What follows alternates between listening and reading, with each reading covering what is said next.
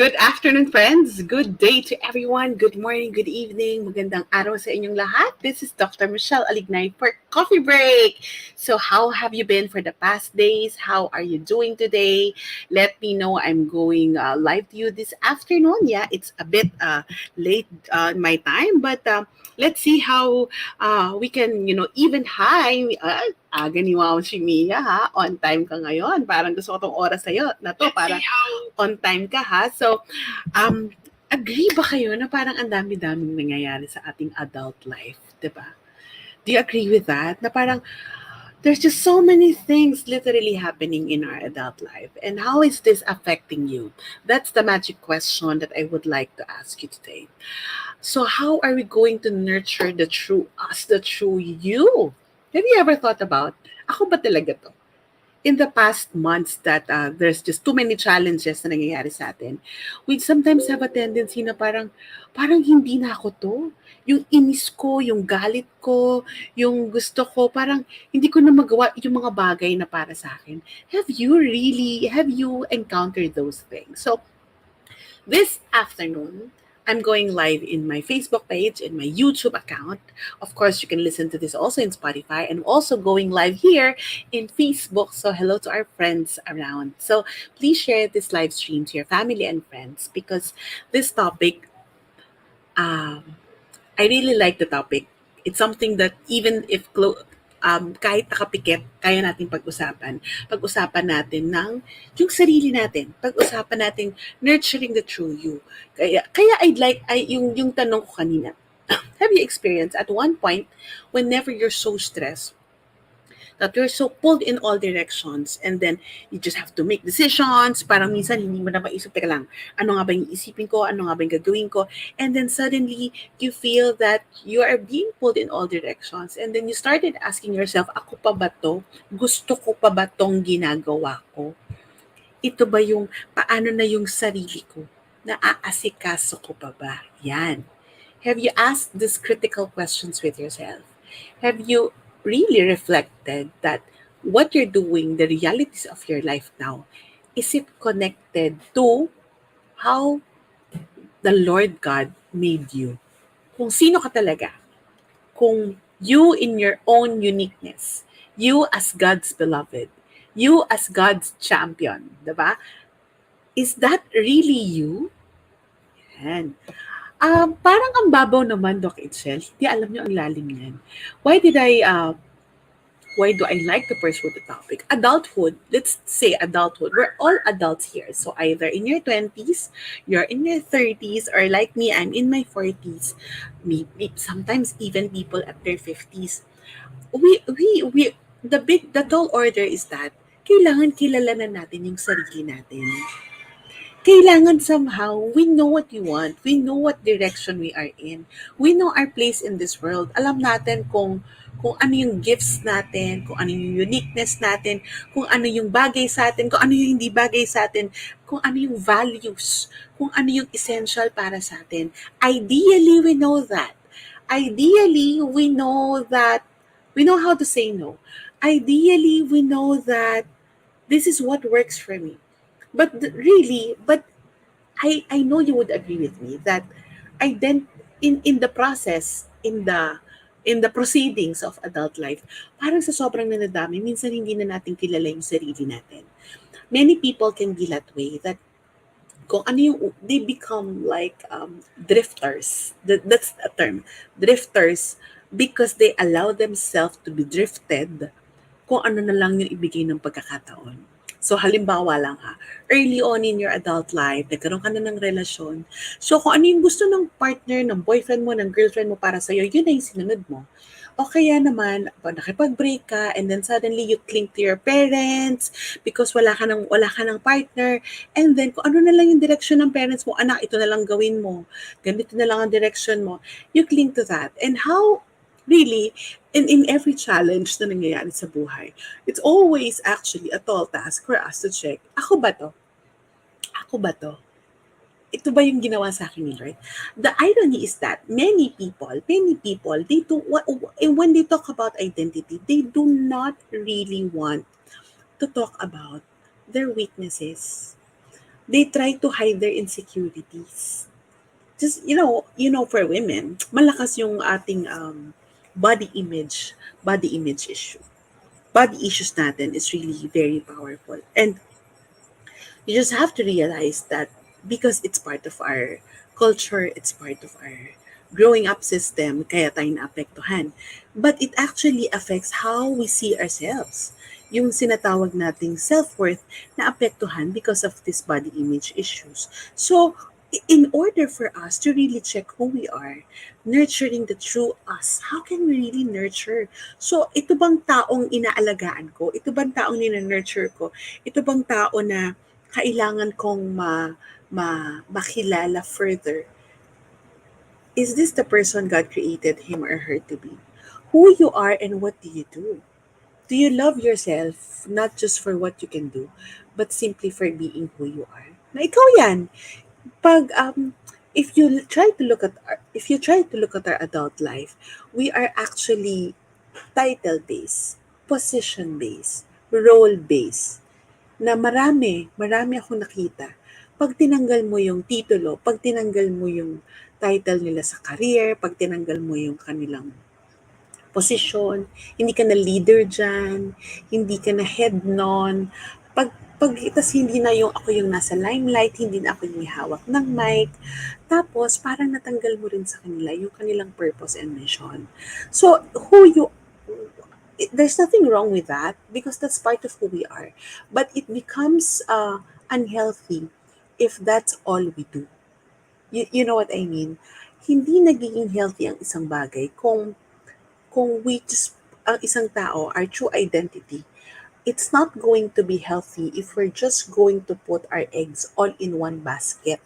And the basket may be of service, the basket of career, titles, position, the basket of purpose, mission. Ito lang yung mission ng life ko, ito yung purpose ko eh. Ito yung, and also the title of family and relationship. Bakit hindi ito healthy? Because our identities are actually composed of different facets of who we are. It can be what we do, it can be our character, but it has different layers. So really, we are like a puzzle. We are like a puzzle. There are different aspects of our persona, of our psyche. And the thing is, if we're our identity, for example, if we are going to anchor our identity, our true who we really are, into this title, na halimbawa sa trabaho, posisyon mo, binigay mo yung buong buhay mo dyan, binigay mo lahat ng oras mo dyan, ng effort mo, yung self-growth mo, feeling mo na parang, okay, this is the career for me. What if you run into a burnout? What if you have mental health issue? Or what if you have physical concerns or ailments? What happens to you? That is critical. Because really, kaya maraming bumabaksak din yung kanilang mental health. It's simply because they anchored their identity in this particular thing and do not add to the other aspects. In short, it's not the balanced way. There's nothing wrong because really, like my work, my title, it's part of who am I, but we are not composed only of those titles, those relationships, and those purpose. Am I making sense, friends? So, it's really good for us adults. In high school, I don't know with you guys kung if you took the career path test, the career placement test in high school, but for me it's very very critical. It's very critical because it's actually checking who we are. Minsan, 'di ba? Kaya ginawa kong title, Nurturing the True You. Minsan ang paborito kong tanong, yan ba yung mission? Minsan may nagtanong sa akin na, okay bang further studies ba? Okay bang mag-PhD? Parang interested ako na gawin yung ginagawa mo. Sabi ko, yeah, it's really interesting. But what for? Is it aligned to your mission? Is it really who you want to be? Is it actually the Lord's calling for you? Because that's what we always should go back to. Is it aligned with your talents? That's one. Is it aligned with the purpose, your calling?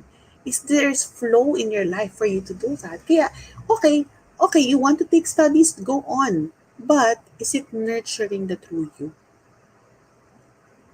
Pag, if you try to study what I have, is it because you want the title? or because you want to pursue and use well the talents that the Lord has given you? That's a different angle. Magkaiba siyang tingnan if you come to think of it, friends. So, ayan ang maganda kong tanong sa inyong hapon na to. Lahat ba ng ginagawa mo, if you're on your path to self-growth, pinapalago mo yung sarili mo, pinapalago mo ba yung totoong ikaw? Yan, di ba parang kanta? Yung totoong ako, are you blessing? Are you nurturing? Are you enhancing? Are you strengthening the real you? Because for all you know, baka naman you just be blessing the wrong person. Baka naman ang binibless mo yung not your ideal self. Yung may status, yung ito yung posisyon. Because we can always try to be that ideal self to other people na parang hindi makabasag pinggan, ito yung title ko sa office, so pag nasa office ako, dapat ito yung composure ko. So, you're trying to bless that, but that's not the real you. The real you has another facet. So, pag hindi natin kilala yung sarili natin, that creates a lot of confusion.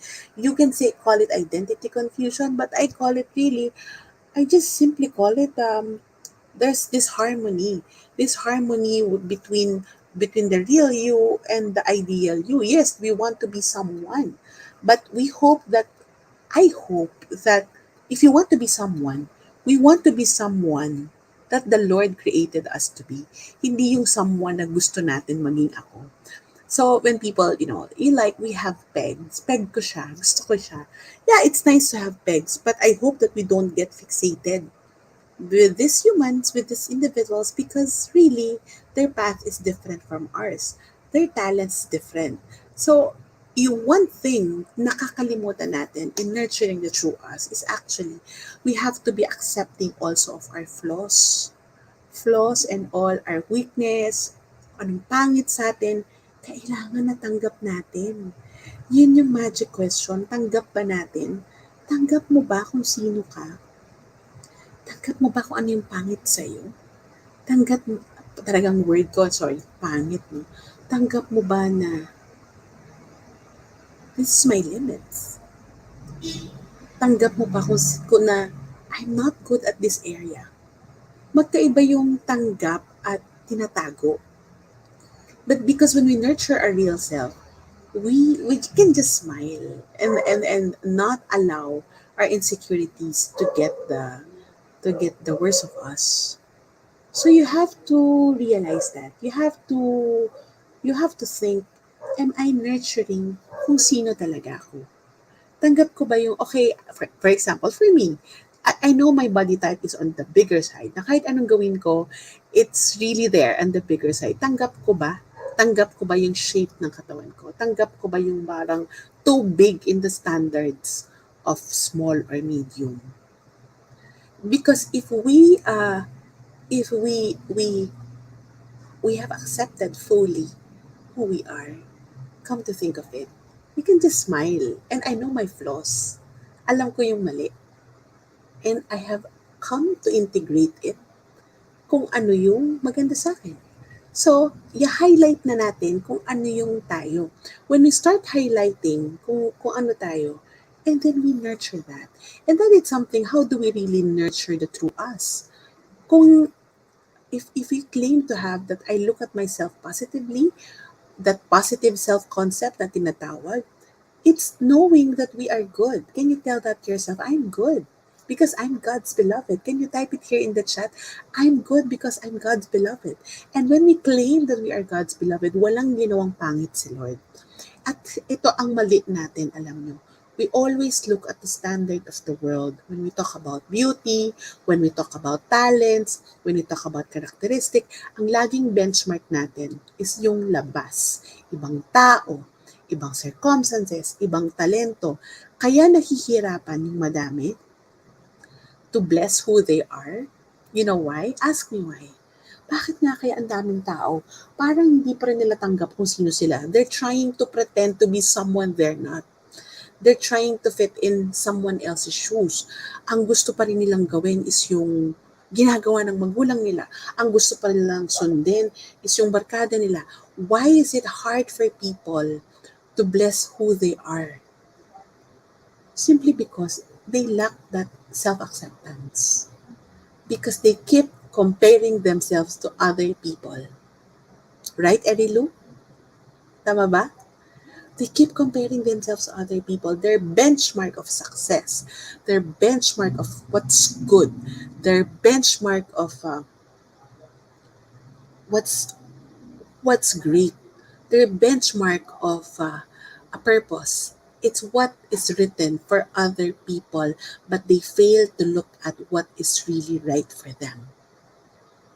Lalim nun. I love this quote by Thich Nhat Hanh. Thich Nhat Hanh is a Vietnamese monk. He is a what do you call this? A mindfulness guru. He said that to be beautiful means to be yourself. You don't need to be accepted by others. You just need to accept yourself. And that's exactly what I'm sharing. So if you come to think of it, when we try to say nurturing the true you, we bless who we are. And that is when we bless who we are and we nurture who we are, we try to have a good relationship with ourselves. Parang minsan, parang, that's so profound. That's out of this world. A relationship with myself. Ang tanong ko sa inyo, kumusta ang relasyon niyo sa sarili niyo? Friends, the tall task of being adults is to know our identity. And the next thing, the next I, the first is identity, and the second I is actually intimacy. And when we say intimacy, we intimately have relationships with other people. That's correct. But before we ever have a relationship with other people, with another person, we're supposed to be intimate with ourselves first. And the reflection of having a good relationship with ourselves is actually knowing that, hey, may relasyon ako kay Lord kasi ginawa niya ako, kasi binless niya ako. Kaya may relasyon ako sa Kanya. And then the funny thing is that if we look at ourselves as God's beloved creations, and if we look at ourselves as the stewards, remember this term, if we know that we are stewards of God's creation, tayo mismo gawa niya, hindi lang yung creation niya sa labas. It's not just about nature, it's just not about the animals. We need to look at ourselves as actually His creations as well. And why is that so? Because we are actually the stewards of His stewards. Diba? Ang nakakalimutan nating aspeto is yung pagiging stewards natin. Kaya we take care of the Lord's work, but we don't actually take care of ourselves. Kaya when we say, I want to nurture myself, it's simply because we want to be good steward. We need to look at the lens that stewardship, it's actually nurturing the person that God created us to be. We're not nurturing someone else. Because it's going to be really hard. You know why many people run into a lot of issues? Because they keep giving themselves to other people. They keep trying to please other people, but they fail na alagaan ng sarili nila.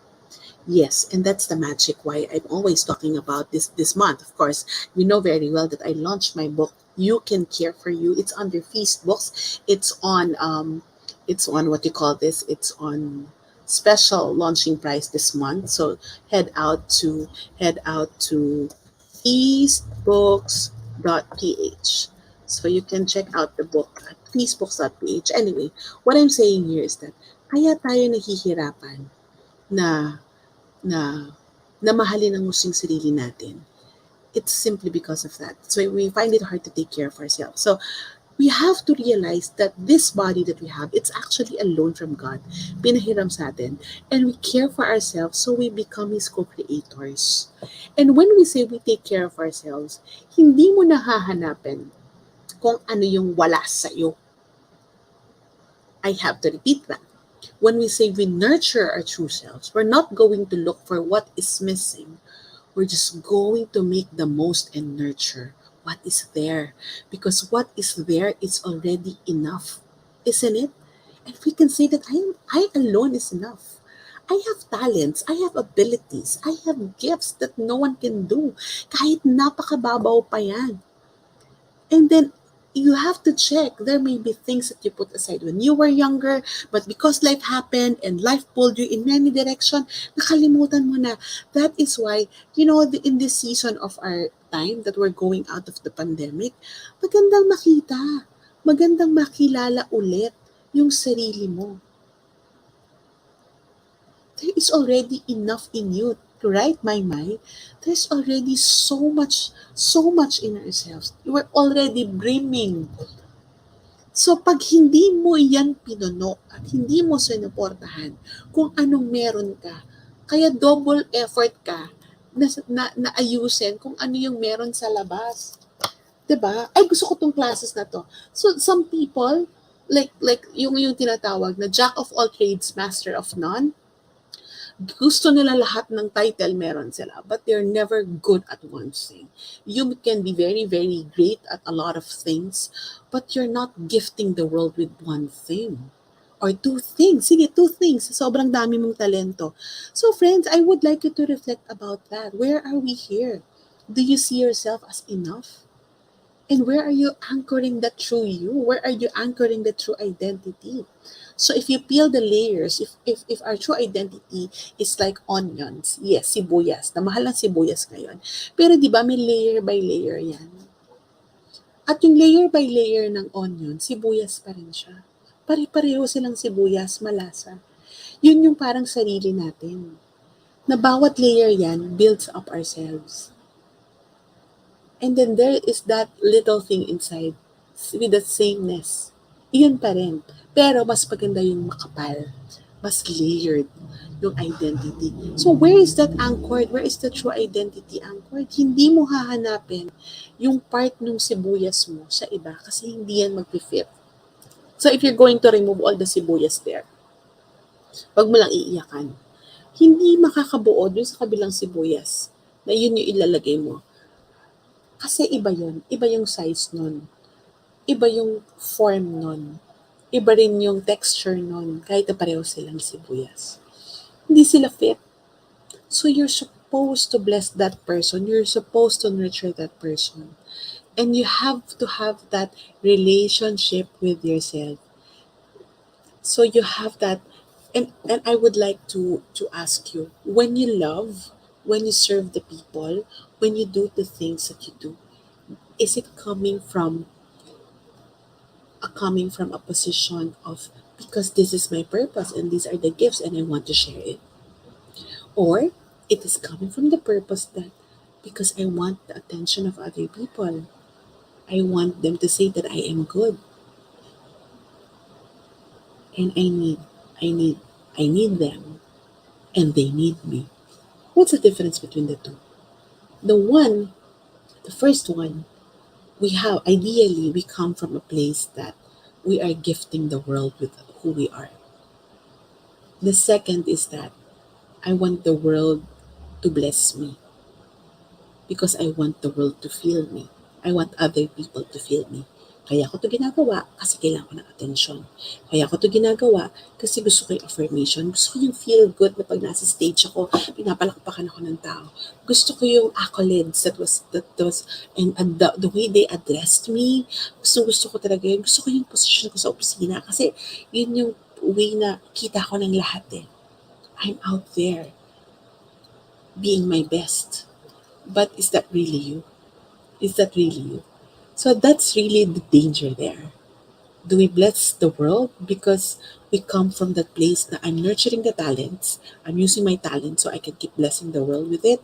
Or I want the world to bless me because I want them to feel me because you might have a lot of insecurities in the process. So where are you here? Where are you in this position? And my question is that how are you taking care of your worth? How are you taking care of that person? How are you taking care and nurturing yourself? Inaalagaan mo ba yung sarili mo? Oo naman, dito papasok ang self-care. Dito papasok yung when we know our worth, mahalaga ako, papahalagahan ko pa yung sarili ko. Self-worth is not comparing yourself. Self-worth is nurturing the true you because you know that you are worthy. You know that you affirm yourself in big and small ways and you do not wait anymore for other people to affirm you. And when you do self-care, you don't wait for other people to tell you, "Hoy, pagod ka na. Hoy, ang martir mo naman. Hoy, ang galing mo." You don't wait for that. You just tell yourself that. alagaan ko yung sarili ko. Kailangan ko to today.